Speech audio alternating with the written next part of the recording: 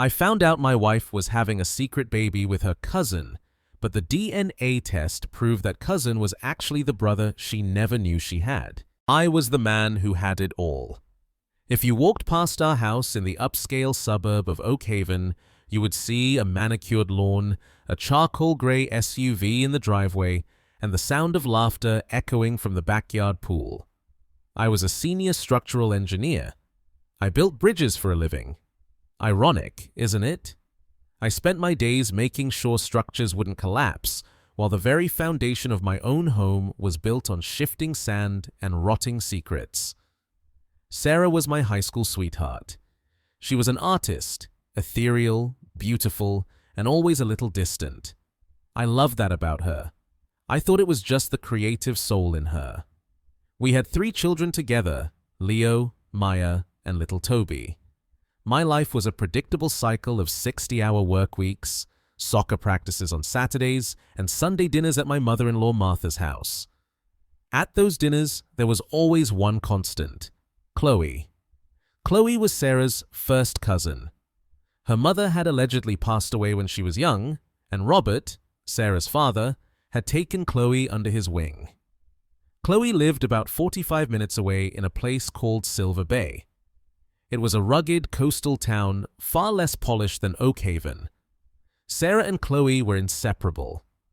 Sarah called her twin flame. They had a bond that seemed deeper than any sibling connection I had ever seen. I admired it. I even felt bad for Chloe. She was a single mother of 4, struggling to make ends meet in that drafty cabin in Silver Bay. For years, I told Sarah, "Send her whatever she needs, honey. We are family." The first crack in my reality appeared on a humid July evening. We were celebrating Robert's 65th birthday. The wine was flowing and the heat was oppressive. I went into the kitchen to get more ice and found Martha, my mother-in-law, staring at a photo of Chloe's oldest son, Oliver. Martha did not see me. She was tracing Oliver's jawline in the photo with her thumb. She whispered, "Exactly like his father, the same stubborn chin." My heart skipped a beat.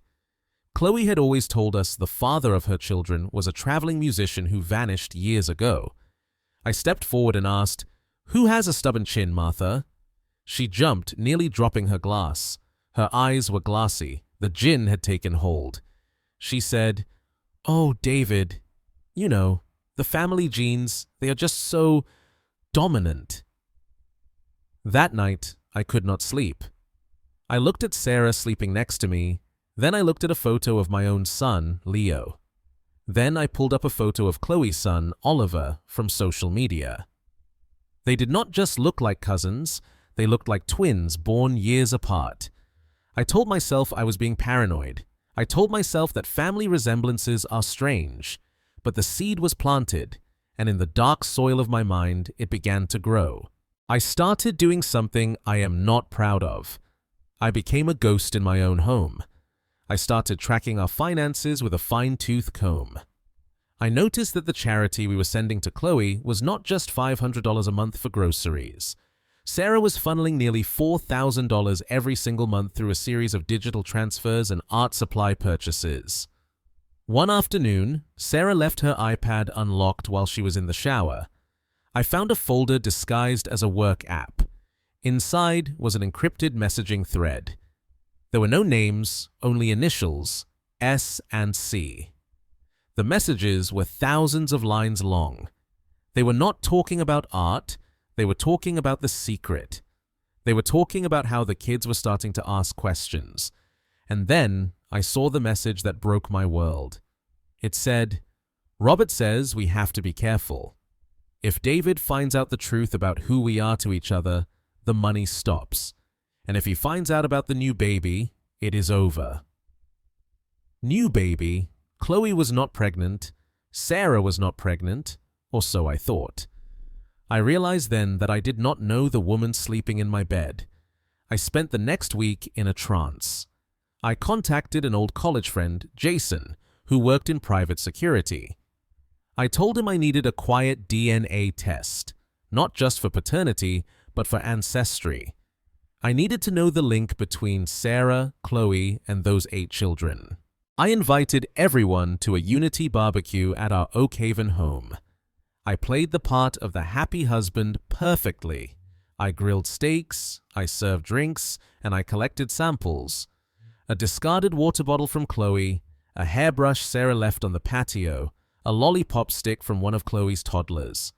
The lab results took 2 weeks.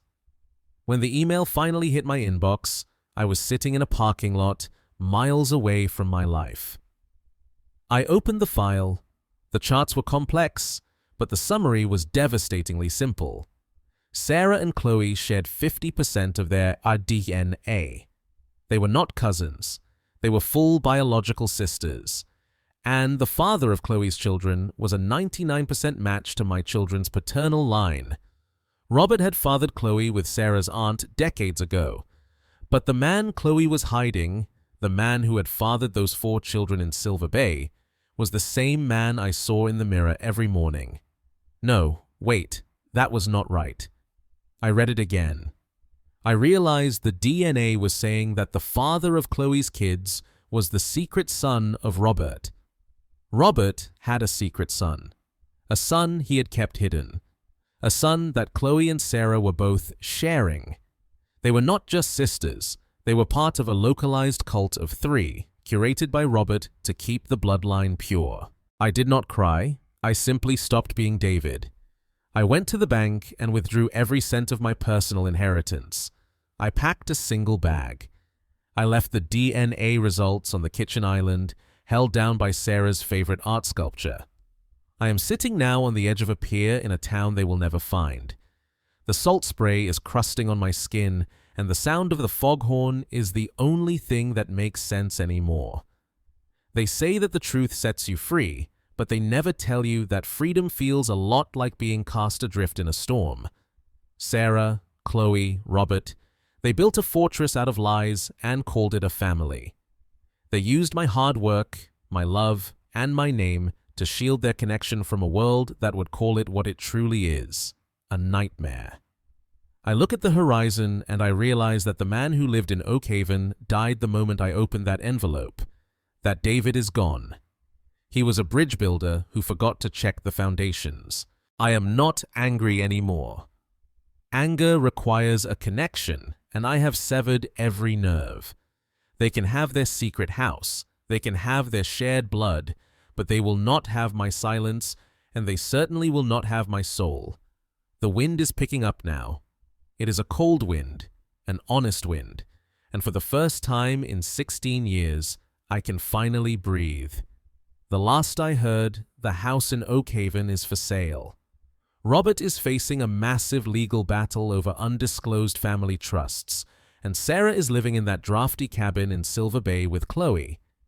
They have their unity now, but they are finding out that without a David to pay the bills and fix the leaks, the fortress is starting to crumble. If you have ever felt like the person next to you was a stranger, pay attention to the silence. It speaks louder than words. Thanks for staying with me through the long dark. Don't forget to like and subscribe for more stories from the edge of reality. I am David, and I am finally home. Good night.